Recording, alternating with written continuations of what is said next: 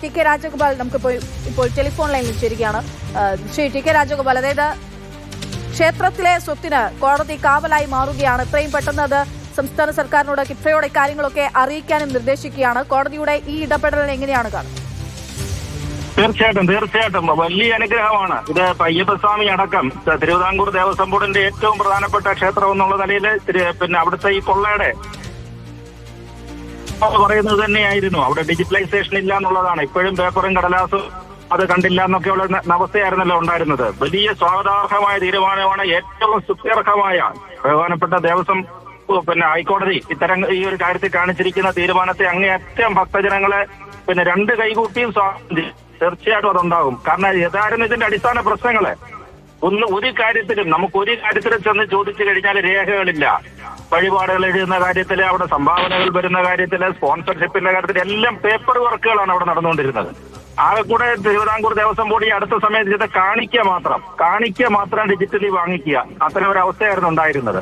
അതൊക്കെ തന്നെയായിരുന്നു ഈ തീവെട്ടിക്കൊള്ളയ്ക്കും ഒക്കെ ഉള്ളത് കാരണം. SITക്കൊക്കെ തന്നെ കണ്ടില്ലേ ശബരിമലയിലെ അവസ്ഥയില് അവർക്ക് ഫയലുകൾ അന്വേഷിച്ചെടുക്കുന്നതിനും കിട്ടുന്നതിനും ഒക്കെ ആയിട്ട് എന്തെല്ലാം ബുദ്ധിമുട്ടുകളാണ് ഉണ്ടായത്. ഇത് വളരെ വളരെ വളരെ സ്വാഗതാർഹമായ ഒരു തീരുമാനമാണ്. ഭക്തജനങ്ങൾ, ഞാൻ ആദ്യം പറഞ്ഞതുപോലെ തന്നെ ഭക്തജനങ്ങൾ ഹൈക്കോടതി അങ്ങേയറ്റം നമിക്കുന്ന ഒരു തീരുമാനമാണ് ഉണ്ടായിരിക്കുന്നതാണ്. ഇത് പ്രായോഗികമായിട്ട് നമുക്ക് എത്ര പെട്ടെന്ന്, അതായത് അടുത്ത സീസൺ മുൻപ് ശബരിമലയിൽ ഉൾപ്പെടെ എല്ലാ ഇടപാടുകളും ഡിജിറ്റലൈസ് ചെയ്യണം എന്നാണ് കോടതിയുടെ നിർദ്ദേശം. അത് എങ്ങനെ സാധ്യമാകും പ്രായോഗികമായിട്ട് എന്നുള്ളതാണ്. ഇപ്പോൾ തന്നെ നമ്മൾ ഈ വെർച്വൽ ക്യൂ ബുക്കിംഗ് നടപ്പിലാക്കുന്നുണ്ടെങ്കിൽ പോലും അതിനിടയിൽ ഉണ്ടാകുന്ന പ്രശ്നങ്ങൾ നമ്മൾ കാണുകയാണ് ഇത്ര വർഷങ്ങളായിട്ടും. അപ്പോൾ ഇതെങ്ങനെയായിരിക്കും സാധ്യമാവുക?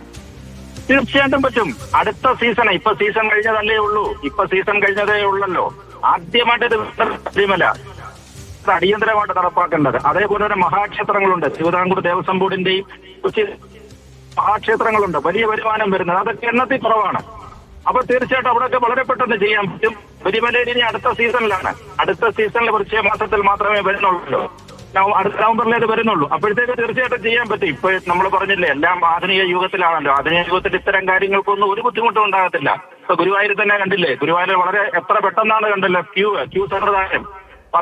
നമ്മൾ ഒരുപാട് സമയം കാത്തിരിക്കുന്ന ഒരു അവസ്ഥയുണ്ടായിരുന്നു. അതെല്ലാം മാറിയല്ലോ.